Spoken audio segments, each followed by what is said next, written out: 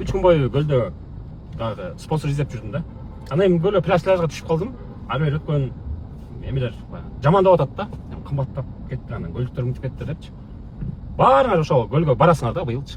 Көлдүктөр барат, Нарындан барат, Жалал Абад, Ош, Баткен, Талас, Нарын. Баарыңар барасыңар. Силерди бирөө зордоп бар деген жок. Барбасаң атып салам деген жок. Туурабы? Барбасаң налог төлөйсүң деген жок. Өзүңөр баратасыңар. Анан ар бир областта баарыбыз аппак сүттөй ак эмеспиз. Ар бир областта арабызда бар. Түшүнүгү жок көкмелер бар. Да, баганы кымбаттатып алгандар болот. Бирок эми ал бир экөө-үчөө эле болот да. Бир экөө-үчөө болот. Анан бул деген эми целый көлдүктөр жаман деген эмес да.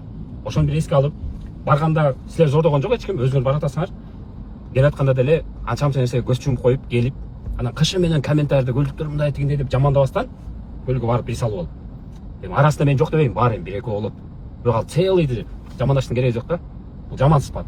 Эми баргандан кийин өзүбүздүкүн өзүбүз колдойлу да. Дубай, Таиланд, Вьетнамга барсаңар деле, ал жакта канчалап мошенниктер бар мисалы. Чыкпай эле монтип келип алып мактайсыңарбы?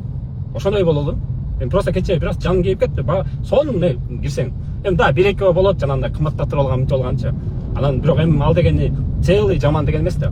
Бир экөө эле болот, ошол жаман көрсөтүп коет. Ал бүт жерде бар, Ошто бар, Жалал Абадта болот, Таласта болот, Нарында болот андай адамдарчы. Бирден экиден болот арабызда. Алар жок жашоо кызыксыз.